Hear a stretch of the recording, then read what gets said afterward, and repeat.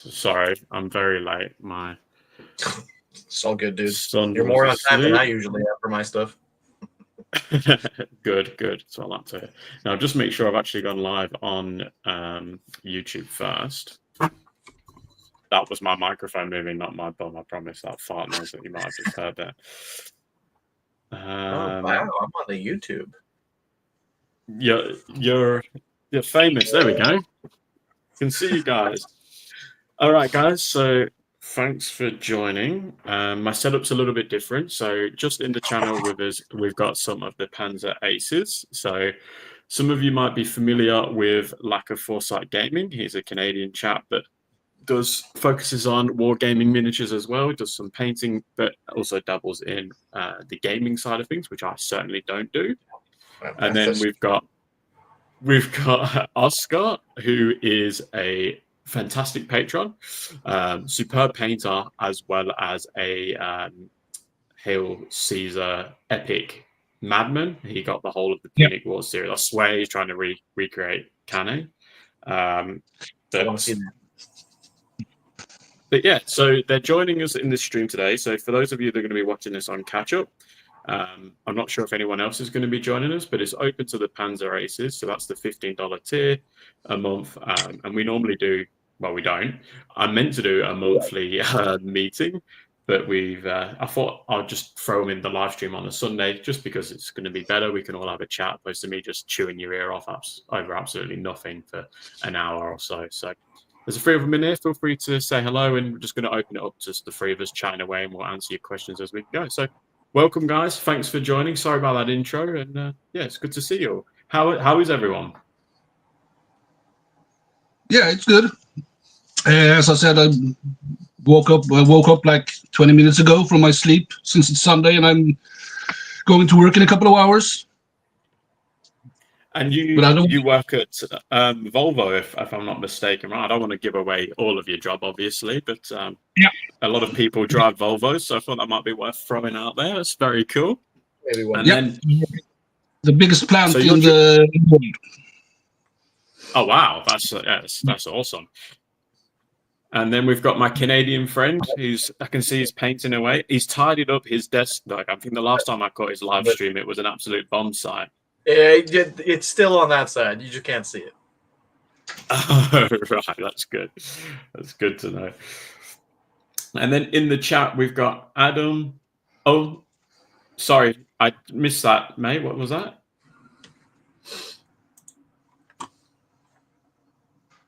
Oh, that's okay. So in the chat, we've got Adam, Brian, Scale Model. So we've got, hello, it's me again. Hello, come back later. Please paint 172 Eternal German troops. Yes, that is planned.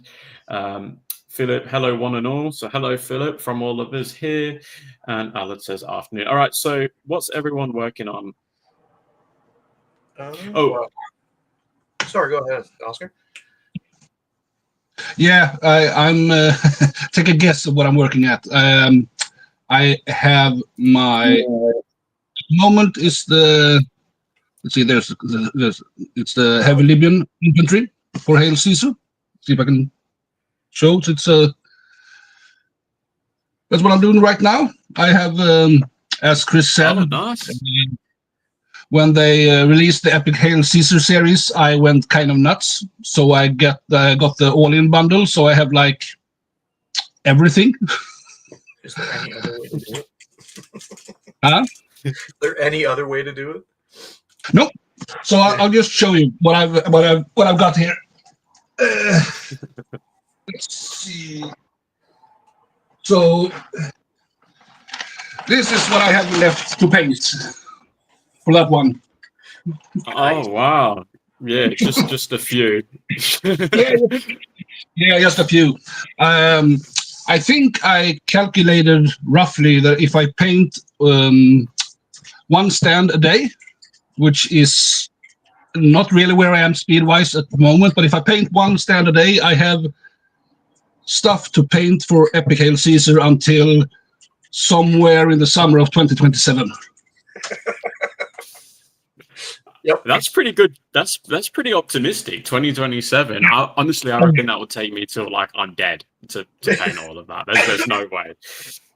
Yeah, I think I have like 850, 900 stands to paint, something like that, to paint all of them. Bloody hell. Yeah, okay, that's next level. That's awesome, man. And what about you, Jake? What are you working on? And Oh, Jake I'm is actually working on more Japanese. Shocking, I know. One of my friends up here commissioned me to paint an army box for him because I got through mine in like a day and a half of work. He's like, "Oh wow, you work fast." Like, oh, I guess. Yeah, sure. how is that even remotely possible? A day and a half. That's going to take me a I year. use a lot of shortcuts. I don't paint anywhere near as good as you. And I Maybe. paint. If it looks good enough at 3 feet in distance, that's good enough for me. Hey, your promo photos on the Facebook looks awesome, by the way. The I buckets can't. and I and can't help stuff but like see that. the issues and mistakes that I made on them. So it's nice to get But some. we're all no, we're all our worst critics, that's for sure. You know, but no, I think it looks awesome. Are you going to be doing Hong Kong at any point? One of my friends does want me to. My buddy James, his father served with the Canadians in Hong Kong, so he's been wanting me to do that. For like 8 years now. We've just been kind of waiting for the Pacific to come back out. So Awesome. we do have a plan. I just don't know when it'll get realized. Right now, I've got another Singapore game that we're trying to film. It was supposed to happen today, but my buddy's sick. And then we're doing Burma. And then at some point, I got the Marines that I'm painting here for Guadalcanal. And another friend of mine has some Victory at Sea Japanese. So we're probably going to do some Tokyo Express games as well to go along with the Guadalcanal. That's kind of my next couple of months worth of content and painting. And you could do like you could try and do like a campaign to do like the land forces, the sea forces, and the great thing about Burma is the Brits finally get some tanks, right? So there might be a bit of a competition for the Andrew's Japanese. super excited for that because even though I only brought Type 89s, the kind of walked all over him. Yeah. Okay, so Benjamin says hello. All good day, Benjamin. I think I said Alad. I think I've already said afternoon. Or I'm not sure if Alad attended the Flames of War Scottish tournament that might have been going on, because I think Alad is in Wales. I could be getting the guy completely wrong. So Alad, if I have, I do apologise. Jake might actually know more on that because I know he's very familiar with Flames of War players. Alad is. I don't know if he went to the Scottish Nationals. I haven't been keeping up on that. I know Frank has been posting a lot of pictures from Panzers of the Nationals tournament. It looked like it was fantastic fun. It did. And Oscar, did you catch any of that? Actually, I was meant to say, Oscar, as well. I received your Flames of War package, so I will get a video out on that because it's going to be really interesting to dissect what you've sent, because there's little bits in there that I'm like, oh, they're different like types of British infantry, so it's very cool. So thank you very much for that one, buddy. And yeah, we'll get a video out on that. Yeah, as I said, I played a lot of Flames of War in version 2. So I still have a lot of stuff from version 2 left, and I sent you everything remotely British I found in my stash. I just sent your way. Oh, excellent. No, I really appreciate it, mate. I do. So Alan says, Jacob, that is quicker than me. They looked okay on your latest video. I hope to finish watching it later when I get to do some painting. Benjamin says, will be interesting to see how many Japanese army we will see at the ETC this summer. Alan, no, but going to go to the Welsh Open next month. Okay, so that answers my question. I wasn't going too crazy there. I was about right, so that's good. Count yourself lucky, Alan, because you're one of the very few I actually get right, or got right. Ryan Scale Model World says, hello, Painting Panzers. Good day, Ryan Scale Model World. Thanks for joining us. So you're painting up some of those Carthaginians at the minute, Oscar. Yeah. When are you going to be tackling the Romans?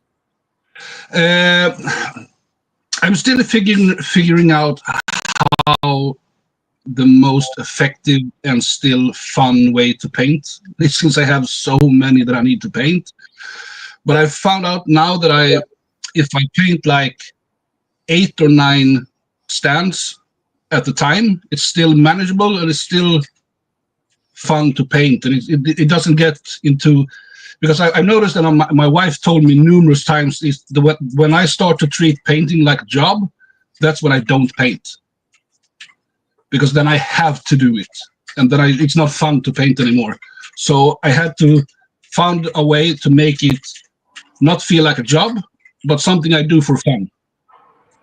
Yeah. And I am, No, I understand that. yeah, so I'm kind of at that stage at the moment. So this week has been a lot of painting. That's why it's so soon on Discord. It's coming up some pictures on my Good. on the living heaven country. But yeah, and the Romans I have done 1, 2, 3, 4, 5, 6, 7 stands of, and also I've started to try and paint one stand of each different army type, just to figure out how is the most effective way to paint them. But still, because I know I am like you, Chris, when it comes to painting, I obsess over things that are I don't need to obsess about. Like, I know that I didn't paint the underside of that tunic. It will never be seen. No one will ever notice. But I know I didn't do it, so I must do it. Yeah, I get that. I get that for sure. Yeah, I understand that point. Yeah. So we've got Ryan saying he's got 32 Vikings to paint from Warlord Games. We've got a Viking on the channel, so that's applicable. Then we've got would have loved to go to Scotland, but have paid out for Abdicon 2026 hotel and flights this month. Wow, you're a lucky man. Well done, mate. You have to come out to Australia at some point. Or Canada. Maybe wait until I'm going to a game. Yeah, as well as you, Jay. And Ryan Skimmer says, good point, treat it like a job. Exactly. So my point was going to be, there was 2 points to that statement, or that what you were just saying there, Oscar, was a rattle can might be good for the Romans, like a red spray paint, and then you paint the rest of the details on. And then my other point, I have no idea because it's just gone after reading out all those comments. So we'll stick with the spray paint comment. So that's interesting. Yeah. So you've got quite a bit done. 7 stands already. Have you got the rule book for the Hail Caesars? It would have come with the set, right? Oh yeah, I have 4. Yeah. Of course you do. Yeah, you get one with the 2-player starter set, and then you get one with each army set, and then I think I got an extra one signed since I went in the all-in on the pre-order. You're gonna have enough soon to get the whole of Scandinavia playing. Yep, that would be awesome. Yeah, that would be cool, wouldn't it? So then we've got Game On's on here to harass Foresight. Yeah, sorry, mate. You've got a fan on here. That's awesome. Benjamin Ronska Model have found a box of 500 Vikings, mostly victorious. Can I throw them in with you to have them painted? Sounds like Benjamin's trying to get some painted miniatures for free. Ryan says, "Oh my god, 500," and that's the Jake's reply there. So going back to the Flames of War, Jake, the Hong Kong. So you said as well, because I know you're in the Canadian military. Was you saying that your regiment has a history with the Battle of Hong Kong? My former regiment, no. They served in Sicily all the way up through the campaign, and then into Italy, fighting. Most of their battle honors were won in Sicily and Italy, and then they also served in the liberation of Holland. One of the biggest ones that we were taught about as part of our regimental history is the Battle of the Moro River, which is something that I am going to try and recreate at some point when I'm more confident with my ability to make terrain look historically correct and model painting. But and waiting for that Italy project to ever finally come out from a certain company. But yeah, so that's where my regiment served. My buddy James, it was his father. He served with the Canadians that were in Hong Kong during the siege. I don't remember what regiment he had joined to get there. I remember we had talked about it in passing, and then we've kind of been looking at Hong Kong as a game to play at some point and then put on the channel. Unfortunately, I haven't explored the history side of it for him yet, but it will happen. Yeah. It will happen probably sometime either this year or next. Just depends on work. Yeah. That's always the way. Balancing work and YouTubing is difficult. Yeah, it absolutely is. Yeah, that's for sure. Ryan Scale Model World says, use the spray cans. Does it matter what colours the shirts are under the chainmail on Vikings? That's a good question for you, Oscar. And then Mikey says, hi. Good day, Mikey. Hope you're doing well, mate. And those British Airborne are coming along nicely, as I've seen in the Discord. So yes, Oscar, can you answer that Viking question? Because we have a celebrity on our hands, guys. Oscar has had some photo shoots as a Viking, I believe. Yeah, I'm going to drop you in there, mate. Yeah, no problem. I did a lot of recreation battles and recreational, like theatric as a Vikings, since I am from Sweden, and they do come from here, among other countries. Yeah. But yeah, when it comes to like the tunics under chainmail, they had different colors, and it's kind of the same colors used on other parts of the world during the same era. So like green, tan, brown, white, red, yellow, blue. We also had some purple, because since the Norwegian and the Danish Vikings, they went west towards England and France and Spain and down there. The Swedish Vikings went into Russia and down to Istanbul and Iraq. And I know that the Swedish... Sorry to cut you off, Oscar, but if I'm not mistaken, were some of the what they're called now, the Byzantine guards, they were also Scandinavian, right? At one point. Swedish, so they were like Vikings, but they were what were their elite guard? I can't remember what they were called now, but I remember hearing that they hailed from that region of the world. The English name is Varangian. Yeah, the English name is... Yeah. In Swedish, we will say väringar. Right. Okay. Sorry, I dabbled in recreation as well. Yeah. So yeah, the Byzantine king only wanted Vikings, like Swedish and Danish Vikings, as his like bodyguards. Smart. And they have these like double-handed axes. That's right. Okay, so sorry, we've got a lot going on in the comments section, so I keep interrupting you guys, but it's really fascinating conversation. But everybody keep up the comments as well. So Game On Spot, I'm releasing a Bolt Action D-Day game on the June 6th on my channel. Not self-promoting, just making conversation. No, more than happy to self-promote as well, mate. That's interesting to know. I'll definitely check it out. I haven't checked out your channel yet myself. Jake, you're going to have to blame Jake. He's not been promoting it to me. Morning, Jen, says Darth. Good morning, good afternoon, good evening. Good evening for me. James, I was talking about. Okay, that's James. Awesome. Yes, I can see that. Grandfather. Round scale model world. I watched Vikings TV show. I make the show the way I'm making them. Varangian guard spelling. Oscar, you might be able to help with that one if you can see the chat section. Darth says 4 years in Japan as a POW. My God, that would have been horrible. Game on, it's all good, Lord. That's fine. Benjamin, some interesting battles in Greece and southern Italy in the late 11th century between Vikings and Byzantine service and Norman Sicilians, also of Viking descent. Yes, it's a very crazy period of history. It's something that I'm very interested in. But I do want to go back to Hong Kong just briefly, and then I promise we'll finish on the Hong Kong. But I know from my research was the Canadian infantry that went across, probably as well as the Indians that were there and the limited British that were there, where they were quite green, but they put up a hell of a fight, right? And there was also the massacre at the hospital just towards the end of the battle. Mm-hmm. But there's some interesting parts of that battle, and the one that really stood out to me was the actual evacuation across to Hong Kong Island.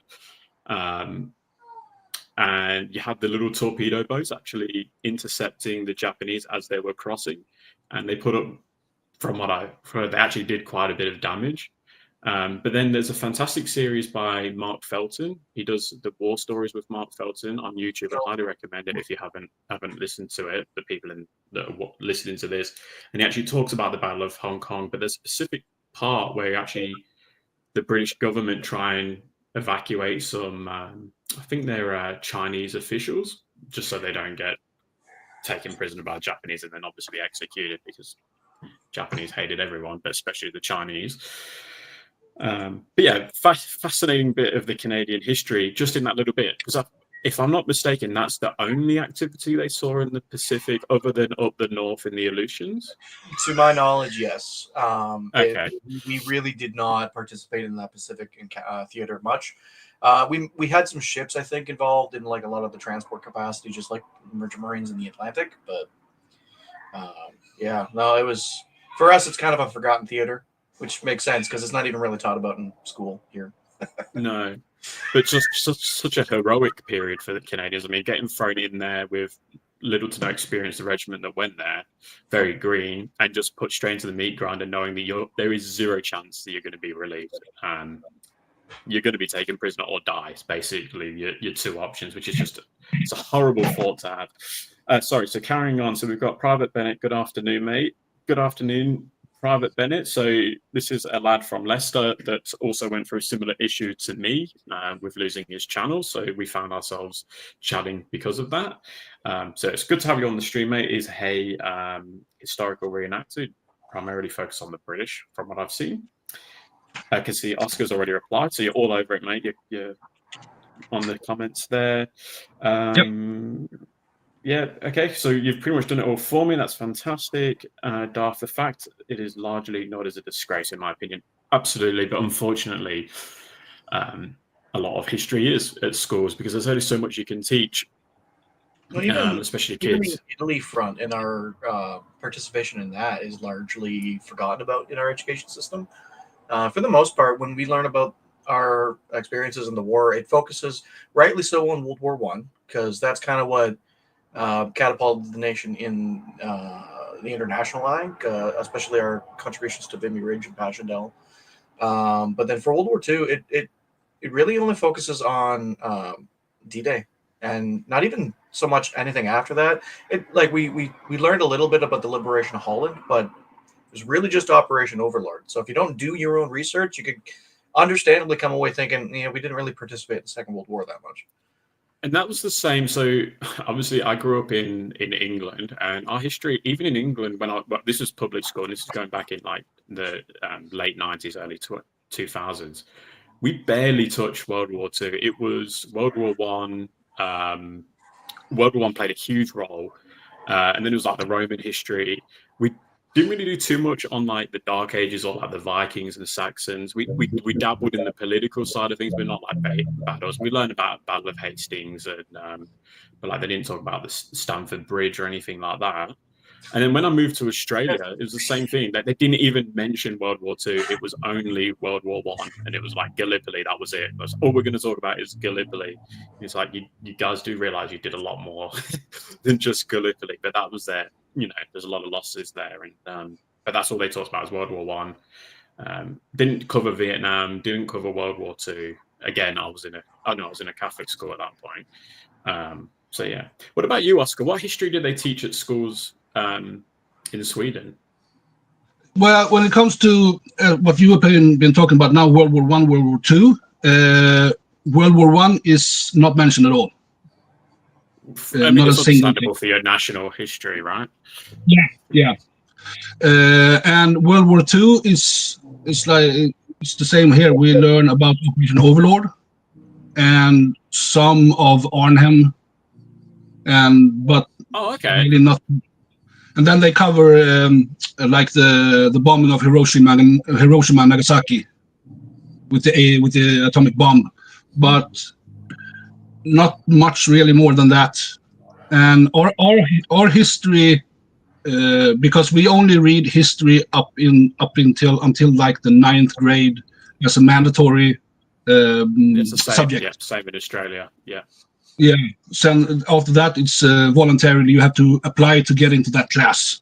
And in older ages, they go in more depth about like the subjects. So, but the first 9 years is more just skimming the top of everything.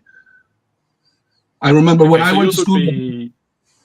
Yep. No. Sorry, you carry on. Sorry, I think there's a very slight delay, so I'm not talking over you deliberately. I know. But when I remember when I went to school, but it was ages ago. I went to school in like the late 80s, early mid 90s. We focused a lot about like the Iron Age and the Bronze Age and stuff like that, because where I live, we have a lot around where I live. I live in a very, very, very, very small place. The place that I live in at the moment, I think there's like 400 people living here. So it's really Oh small. wow, okay, that is small. Yeah. And around here are a lot of old, like history, like remnants of Iron Age dwellings and Stone Age dwellings and stuff like that. So we went on little That's field trips to cool. those and talked a lot about that thing. That's cool though. That's a really cool history. I even remember doing that when we used to go to Scotland. My family used to take me to Scotland, and you'd you'd walk up the mountains. They're not really mountains, they're just big hills. And I'm sorry if I offend any Scots in there. There's probably are some mountains there, but when you'd go up some of them, you'd see the old like Highlander huts that just derelict. The thatched roofing's all gone, but the stone foundations there. And I used to think when I was sitting there eating like a sandwich in there, you'd be going, how old is this thing? I could be sitting in something that's like, hundreds and hundreds and hundreds of years old. It's just crazy history. We don't get that here in Australia, unfortunately. But I better go back to the comments just quickly. So Scale Model World says, I'm doing some research on the Vikings and I'll decide what colours to paint them. So he's still on the Vikings, that's good, but you've got some info off Oscar, which is great. Game On says, it's crazy how doing a good base on Mini can bring the Mini alive more than painting itself, in my opinion. That's very true. Even with the, oh God, what are they called now? Those contrast paints, that's the word I was looking for. Amazing how much time you can shred with those if you want to skip the process of layering and highlighting. So Patrick says, hi. Patrick, you're not even in the stream, mate. Come on, you're a Panzers. You should be in the stream. Putting you on notice. Raska Model World. Also, I have some of my own Saxon to paint again. Warlord Games 28mm. Yeah, Warlord do some fantastic 28mm stuff. Darth says, same for me in the late 80s, early 90s for my history classes. That's so it hasn't really changed much then. Game On, I'm undergrad. I helped author a book about the Crusades. Oh wow, I love the Crusades. That's awesome. Well, I love learning about them. I don't know if I'd love being part of it. Private Bennett says, that's true, Chris. World War I and World War II for me was blurred in school, and I think it only lasts for about 223 weeks. The majority it was either Roman history or Tudors. Yeah, the Tudors. And people are probably going to hate me for this. I found that period of history so boring to learn at school. I want to learn yeah, oh God, just the history, the politics and the romance of it. Like, no, I want to get to the fighting and the gore and everything else. Again, I wouldn't want to be part of it. Private Bennett, 2 weeks. I mean, okay, cool. I was like, 223 weeks is a hell of a long time, but 2 weeks makes a lot more sense. Benjamin says, to be fair to history curriculums, does knowing a lot about specific battles prepare students more than for the modern world and learning more about social changes, scientific development, and exploration. Very true, but that's boring. Kids want to know about battles. Yeah, no, but he does make a very good point. I know my grade 11, my grade 11, grade 12 history was a lot about the political climate in Canada from inception up to modern day, and also our treatment of the indigenous cultures. So that was very eye-opening. But I definitely would have rather learned about military history. Nothing beats watching Braveheart in a history lesson. Throw the history out of the lesson. Well, we're gonna watch some guy with blue face paint on slashing people to death. It's basically a documentary compared to Braveheart. Yeah, all I think they should do is go, right, here's World War II, Band of Brothers. We'll watch that, and we'll cover World War II with that, because that's what kids will love, right? So Private Bennett says it's a very good point from Benjamin. I also remember spending months on the Battle of Hastings. Yeah, and there's a lot to learn, obviously. They've got to try and teach, but I think it's also got to be engaging. There's very few people that I can remember at school that was like, yes, I can't wait to go to my history lesson. Everyone was like, oh, history. Very few people that were like, yeah, I can't wait to go to history. I was obviously one of them. I was going to say, I feel like we all are those ones. Yeah, but like if I'm trying to think to my friend circle, and I was a bit of a geek when I was in England, and even between my geek friends, there was very few that were like excited to go to history. It was very much like, oh God, history. So yeah, don't get me wrong, I love military history. I also much prefer when my editor asks me to write about military history rather than, for instance, social history, etc. Yeah, and I imagine social history is probably a lot harder to write about as well. Like, I think military history, I suppose not facts, but there'd be a bit more history there because there's so many people that are going to be studying the battlefields and digging up artifacts and so. I suppose that's probably the same as social history. I don't know what I'm talking about. So Game On says, because I live in one of the 13 colonies, I learned a lot about the Revolutionary War. Being so close to Boston, we went there multiple times. I'll be working in Boston soon myself. That would be awesome. Awesome to know a lot about. I have no idea about the Revolutionary Wars other than I've painted some red coats recently. Again, just using Google Images. Oscar, are you going to be getting any of those, or are you going to stick with the Punic War? I think I better stick with the Punic Wars, and I don't want to add too much of gray plastic just lying around here. What about if they go with like the medieval side of things and they start focusing on your period of history, right? Because Sweden played a huge role in the medieval. Was it the medieval? Yeah, or was it going towards a bit later? they kind of already did that with the pike and shot, because you can play the 30-year war with pike and shot, and that's kind of like Swedish highlight in military history. Okay, I was going to say that before, that when it comes to school and learning from history, we learn and read a lot about, like, from the 1500s up to the 1700s, because that was like Sweden's peak in history, in European history.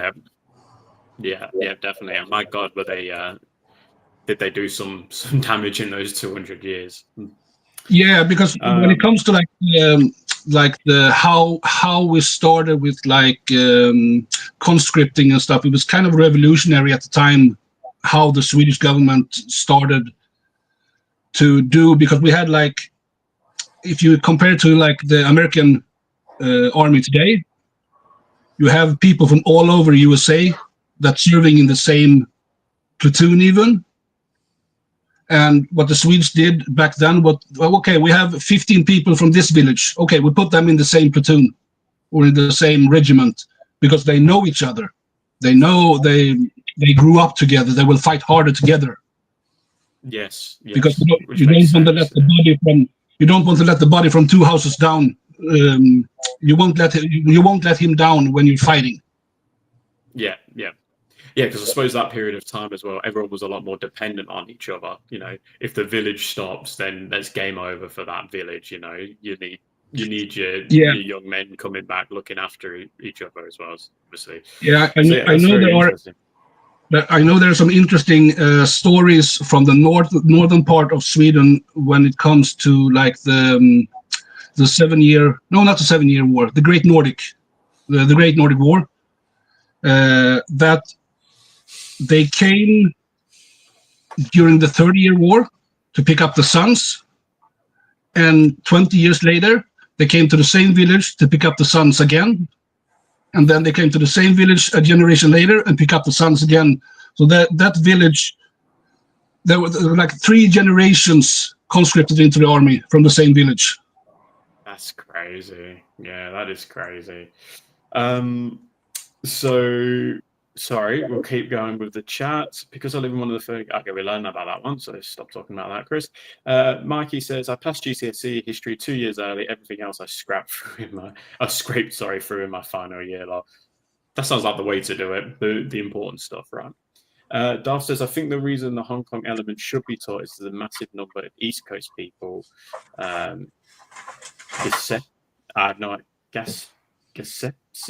do I say that, Jake? And Newfoundlanders that were part of the Royal Rifles. Gaspacy, I think.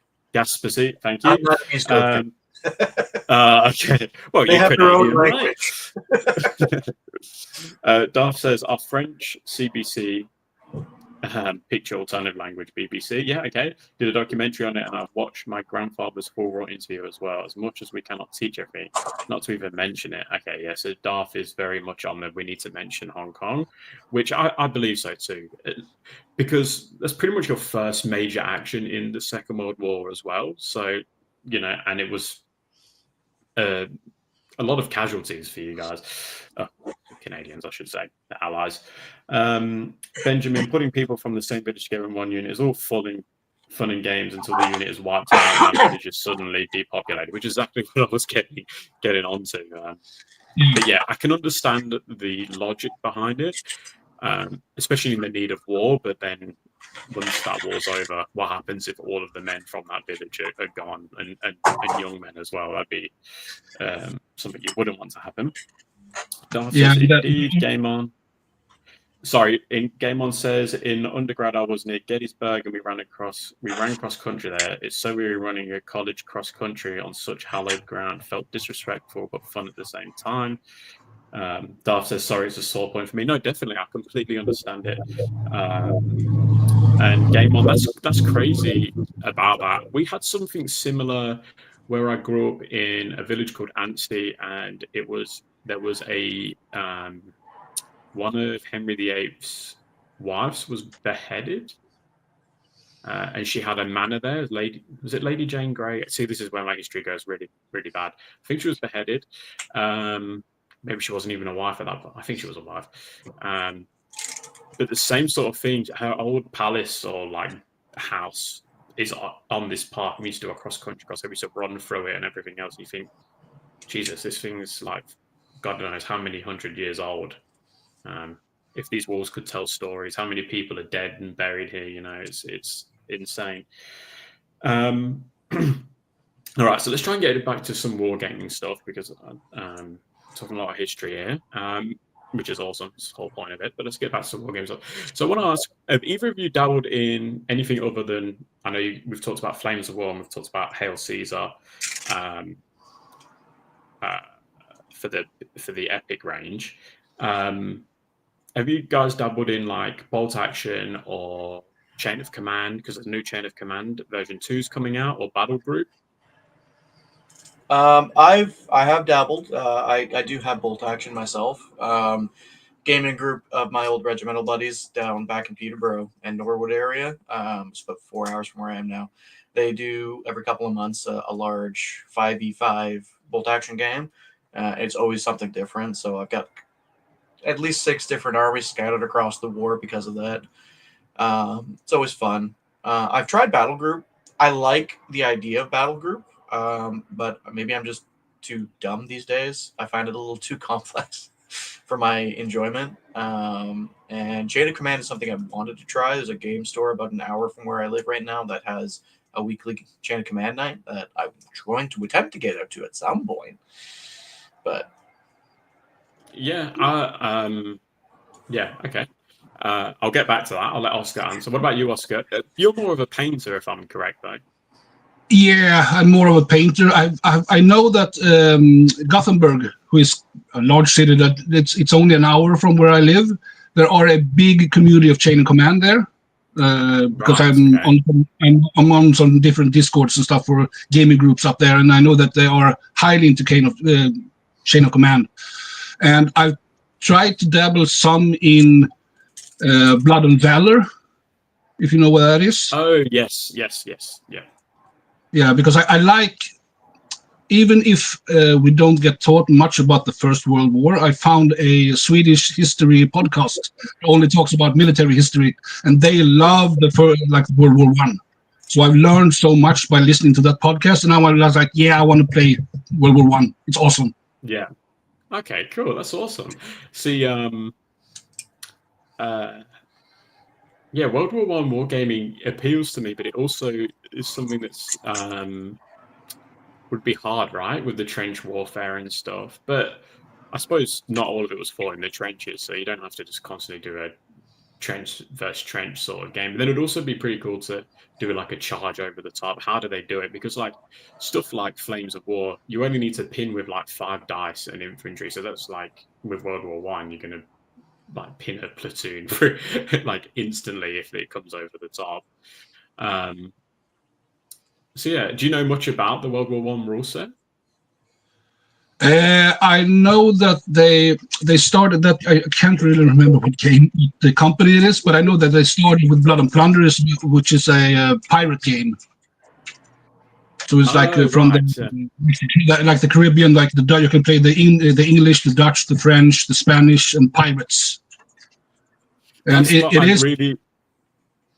Yeah. Oh, sorry, go on, finish. Oh, okay. Yeah. Oh God, we're confusing. You go. Okay, I go. So yeah, they started with yeah, and it's you play with like maybe 10 to 15 miniatures only. So it's a skirmish-based war system, and it's played with because a lot of games is played with a D6 to roll the dice, and this is played with a D10. So it's harder to hit, but when you hit, people die hard. Right. Okay. Because I was really interested in, is it Black Sails with Warlord Games with the little ships? But I really wanted to do like a pirate. I know the pirate ships were like tiny. I don't think they were. I think they already like got to like 20 gun ships. They were never like massive like 300 gun ships or anything. But I would love for them to do a pirate series, even like a Pirates of the Caribbean style, or I think it was Black Seas. I think that was a TV series as well. I think that would be pretty cool to do. I'd love to do that. I think that period of history is cool. I've been to the Bahamas. I went to the Pirate Museum there. I mean, it's all just for show, you know. It's just a gimmick, really. I don't think there's much pirate history there. There's a few chains and a musket and stuff, something else. But yeah, it's very, very cool.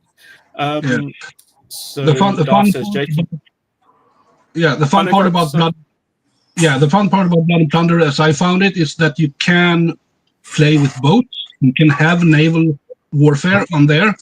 And I can just show you, because I have a bark from that. No, I have a flute from that game. And this is a game in 28 mil. So all the miniatures are in 28 millimeter. But the boats are huge. Oh yeah, it looks massive. Yeah, okay. If you compare it to a miniature from the same game, I have one here somewhere, I think. Where is it on it? No.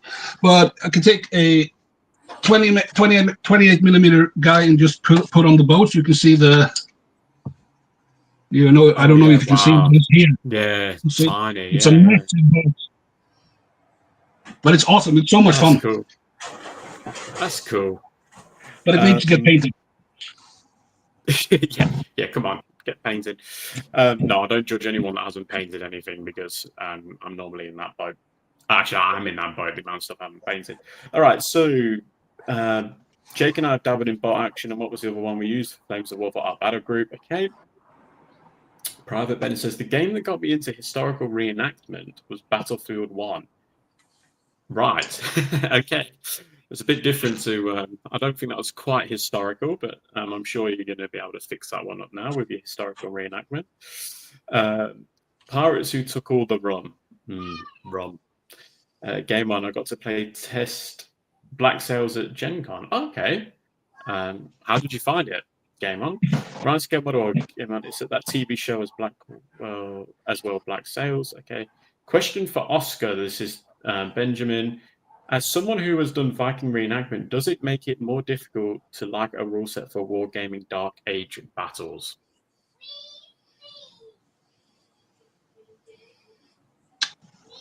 Oh, that's a good question.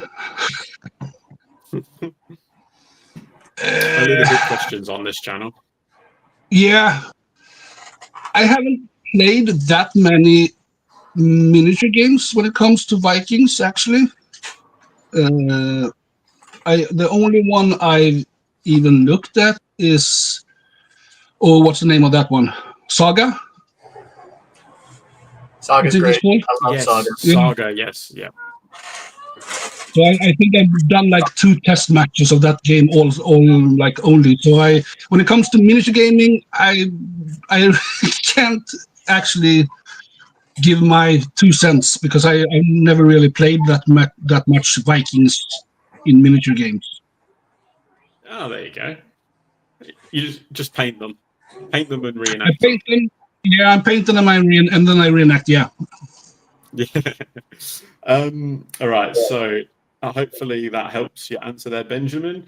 Brian says, sorry for my spelling, not great, not feel very well at the minute. Don't stress about spelling, mate. I'm terrible at it. If you watch any of my videos, I'm always getting things terribly wrong with the way I say stuff. So yeah, there's absolutely no problems with spelling it. I'm probably reading it incorrectly, even though it's spelled right. So yeah, don't worry about that. And I hope you feel better. Benjamin says, fair, thanks for the answer. So there you go, Ben. Sorry, Oscar. Ben likes that answer from you. Private Ben says, yeah, Battlefield 1 isn't by nowhere near historically accurate, but I could almost make a whole video and why I agree with how they take the game. Why I agree with how they took the game. See, look, terrible. That illustrates my point. Perfect. I'm going to pretend that I'm tired because it's 10:15. That's not really late, is it, guys? Darth says, I have Jake to blame for playing anything that does not involve spaceships or energy weapons.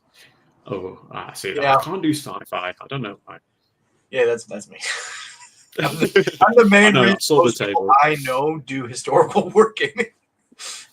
I guess when I went to university, I studied archaeology, and like antiquity was always something I dabbled in but never really focused on. It was more high medieval era, and then World War I, World War II. So whenever I find people that are into wargaming, like, oh, have you tried this game? This game? It's got this period. You know, we'll find something you like. Yeah.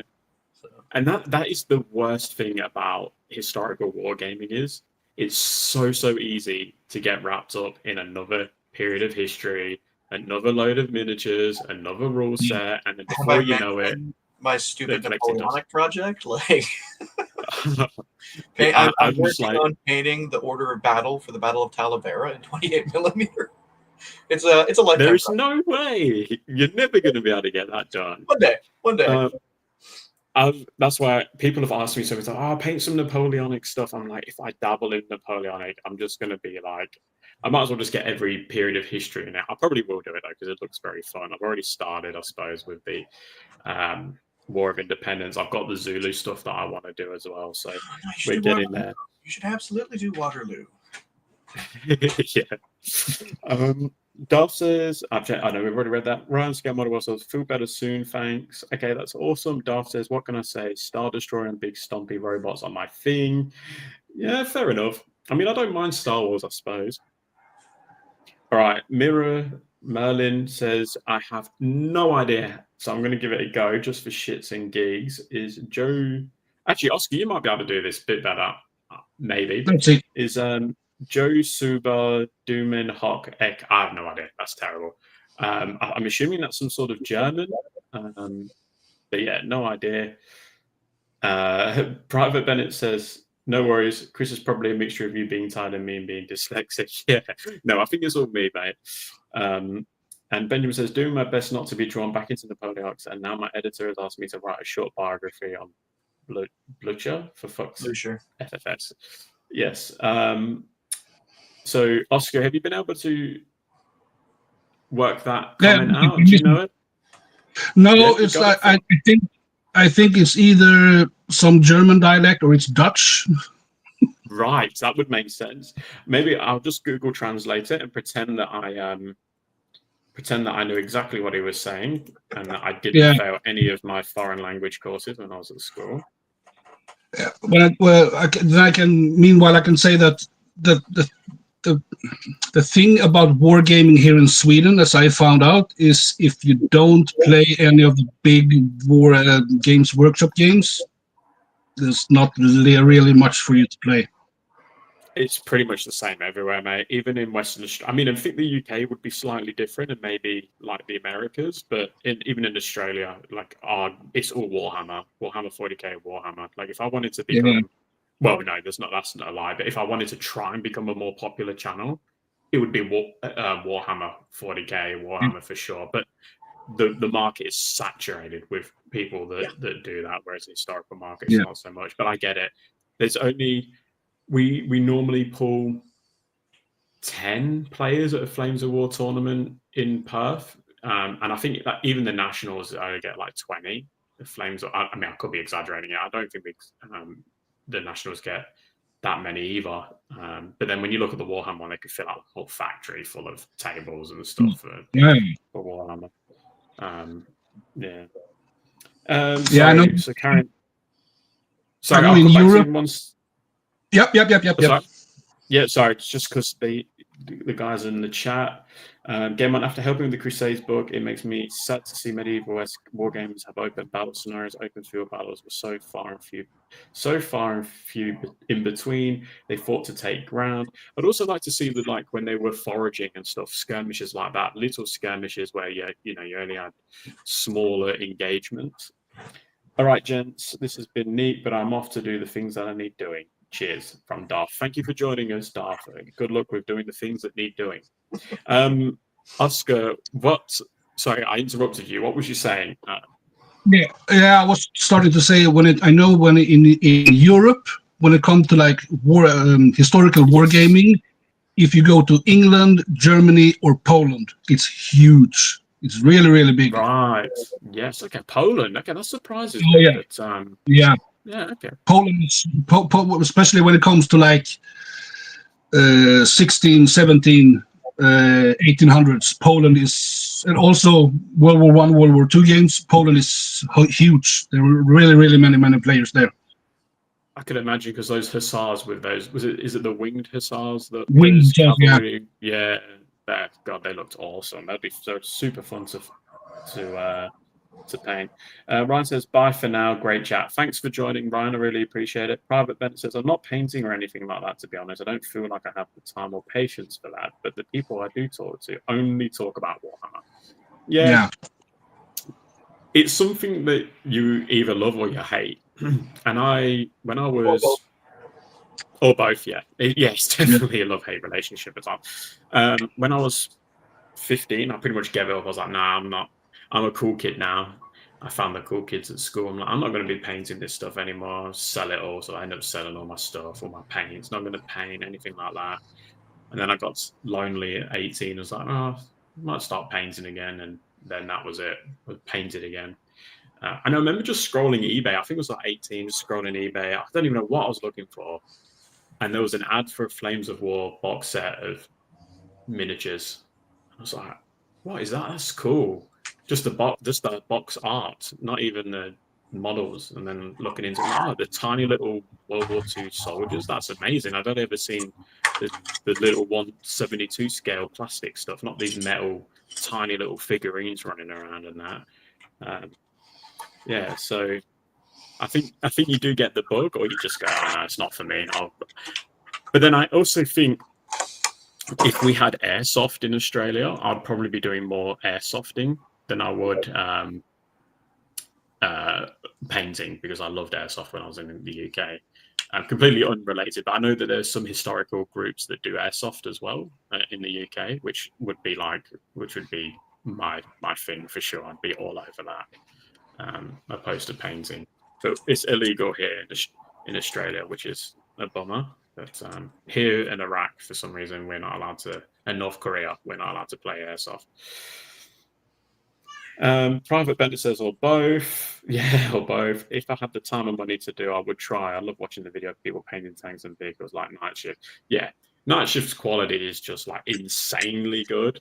And when you first start painting, you're like, I'm going to paint like this guy. And you watch the tutorials and the videos, and then you go, why does my tank look nothing like what this guy shows me? And then you get disheartened and never ever do it again, which is what I found when I was painting. So, but yeah, Night Shift stuff is just insanely good. Yeah, cool. Anyway, so this is coming towards the end. We've got 53 minutes in. I was only going to do an hour for you guys. But is there anything you guys want to talk? Only an hour, yeah. Is there anything specifically you guys want to ask, or want to ask the chat, or anything like that?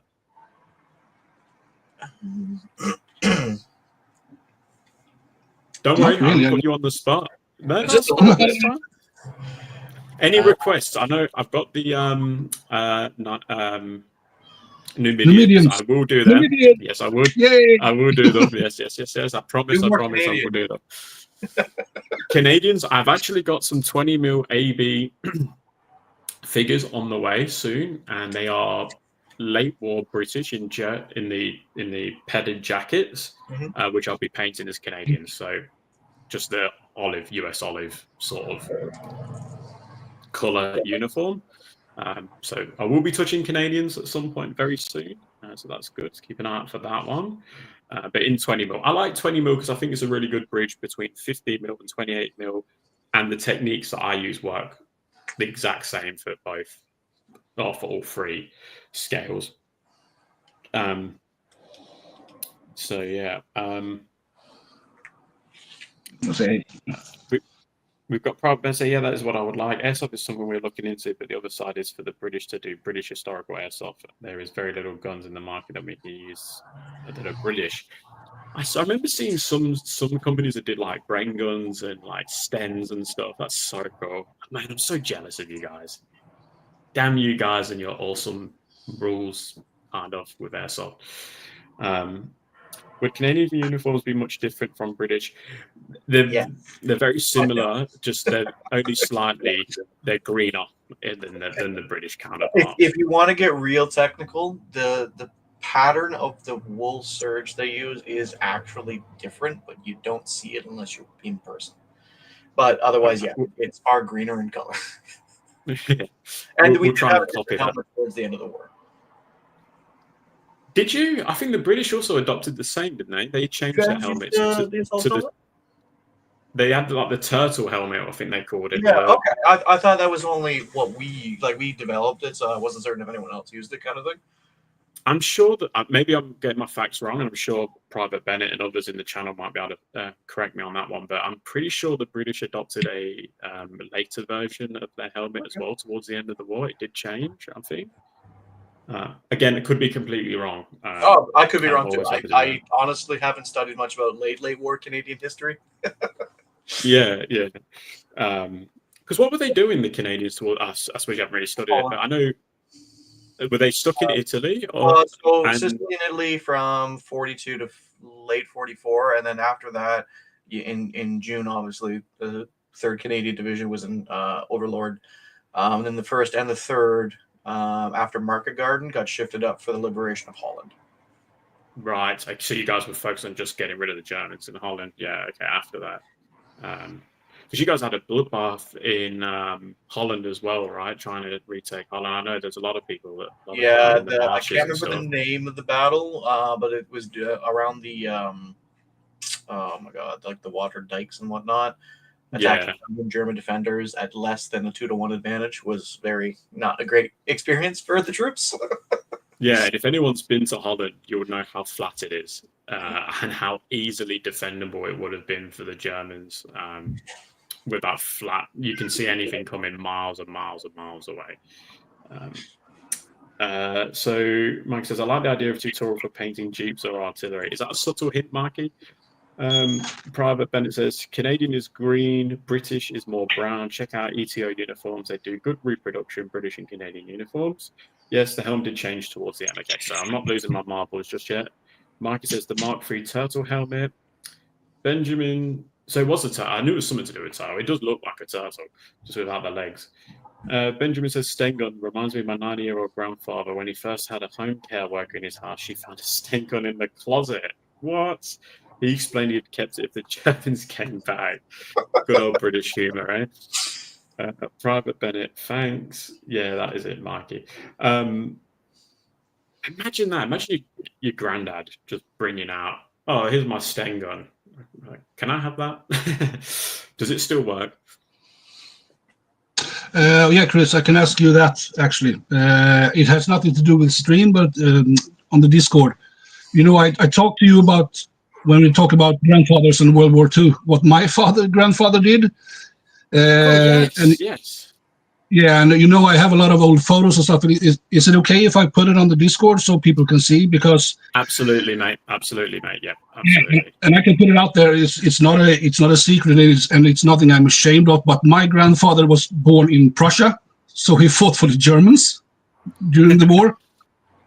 And I have a lot of his old documents and photos of him still in the house here. No, mate, I'd love to see it. I'm not one for trying to hide history. Obviously, depending on the photos. Oh, yeah. Like, let's see. It's only photos of him in uniforms. There's nothing else in the photos. No, and it's not even like symbols or anything that I have a problem with in terms of seeing them. It's more so like if there's somebody dead, then I probably can't be showing that. But obviously, that's not going to be the case.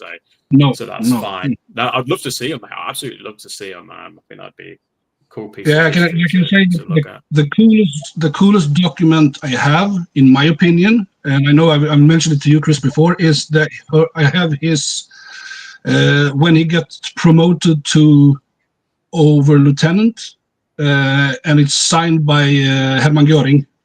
That's kind of cool. Wow, that's crazy. You've actually got that document, because that would be worth Yeah, a bit of money, I'm I have the assuming, if document. it's...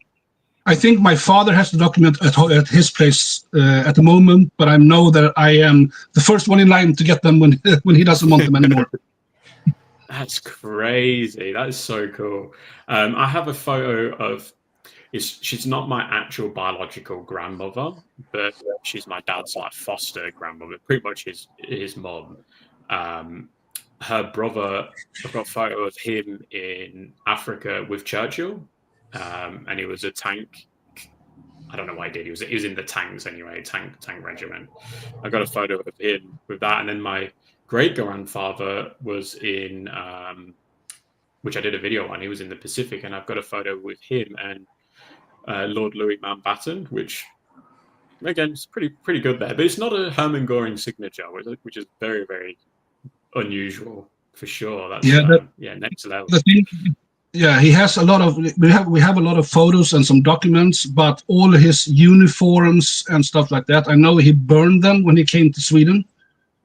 Because since he was an officer, the Russians were looking for officers for many, many years, even in Sweden after the war. So he knew that if they found his documents, you can hide, and photos you can hide. But if they found his uniforms, they would execute him. Yeah, that's crazy. That's that's going to be very interesting. I really look forward to seeing that. And for those that are unfamiliar, especially members like yourself, Jake, Oscar pretty much set up he did. He set up our Discord, and he's the one that mainly moderates it for us. So, Get him to help me with more than welcome to talk about that. I tried to do it. Okay. So just going back to the channel quickly. Yeah, that is it, Mikey. No worries, Benjamin. Benjamin says Danish humor. That will be. Sorry, I do apologize. For some reason, I just assumed you were English because it was a Sten gun. So I do apologize. Obviously, a lot of Danish fought on the Allied side, as well as SOE agents as well. Mikey says, I've got a deactivated brain gun dated 1943. God, if only that could talk. Well, it did. But obviously, it's got deactivated since then. Yeah. Private Ben, I know someone was doing a house clearance and found 2 brain guns in an attic. I mean, who hides a brain gun in an attic? That's just crazy. I'm so jealous, though. I'd love to be able to go to a new house and be like, oh, I'm just going to check in the attic. Oh, look, they've left a brain gun or an MP42 here. How cool is that? Jeff says the Mark III helmet was issued from April 44. That was the one with the tadpole tail that hung a bit over the back of the neck. Okay, thanks for that, Jeff. That's a very good explanation of it. And did it stick around for long after the war, or did they completely adopt a new helmet? Benjamin says, my grandfather was not in the resistance, but he allowed them to bury weapons on the ground there of their vacation house. To this day, you're not allowed to do that, as it's not safe. Wow. Challenge accepted. See, this is what I miss not being in Europe anymore. It's just this kind of history. Because I've even heard stories, not like that, but similar ones in the UK, people finding stuff that they had no idea in walls and stuff like that. Marcus Buck recently got a picture of the Mrs. Grandad holding my brain. He was top of his unit in shooting him back in the late 50s. Said it was lighter back then. Go figure, yeah. Definitely. Rob Bennett, what is your Discord, mate? I want to join. Hello. My Discord is only available to members, unfortunately. Tier 2, Tier 3, and Panzer races. I'm not trying to get your money.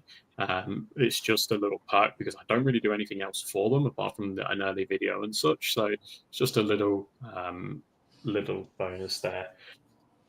But just 1 minute. Absolutely worth it. Oh, thanks, Jay. I'm just gonna kick my dog out of the room. 1 second. Yeah, become a patron and join the Discord. That's what I say.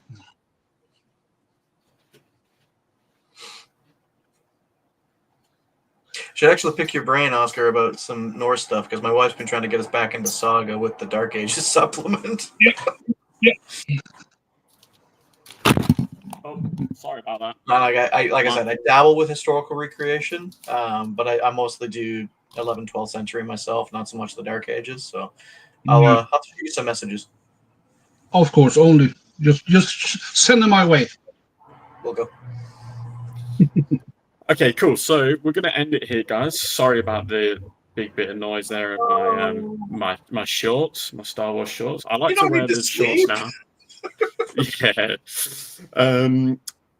So just quickly, we'll finish off the chat. What is your Discord? Yeah, we've done that. Fair mate. Okay, sorry. Yeah, I'm not trying to get anyone's money. Well, I am obviously, but not in that way. It is worth it, in my opinion. Oh, you're too nice, Mikey. Thanks, mate. Take my money, says Private Bennett. No, don't take. You don't want to be joining the Discord if you're not painting miniatures yet. You have to spend more money to paint miniatures. The Mark IV came in 1946. Okay, yeah, it didn't stick around for too long. Thanks for the great show. That's okay, Philip. You were a bit hidden there, mate. So it's good to see you pop in. Brendan says, have a good day, guys. Yeah. So, all right, guys, thank you so much for joining. We'll do this again in a month's time, I think. We'll again open the floor to any Panzer races that want to come in and join. Jake, we will get your shirt sent to you at some point. I'll message you privately with the options and stuff. No, I know, with the sizing options and whatever you want. But yeah, I really look forward to it. I really thank you guys for taking time out of your day to join here. I really hope you had some fun and got some good stories out there. Cool. Well, we beat just talking to myself for an hour, so that was good. Back to it next week, though, unfortunately. But I'd like to see you guys on there. But enjoy your sleep, Oscar, and hope work goes well. And Jake, I'll speak to you very soon, no doubt. It looks like you're having fun painting, so I'll leave you to it. Yeah, expect the Libyans for a few hours, then off to work in 4 hours. Oh God. All right, guys. I'll just end the stream and then we'll end it out. So yeah, see you guys soon, and thanks again for watching. So bear with me 1 second. I know everyone's probably still in there going, what the hell? He's not ending the stream. I do need to figure. Here we go. I'm on my phone. There we go. End stream.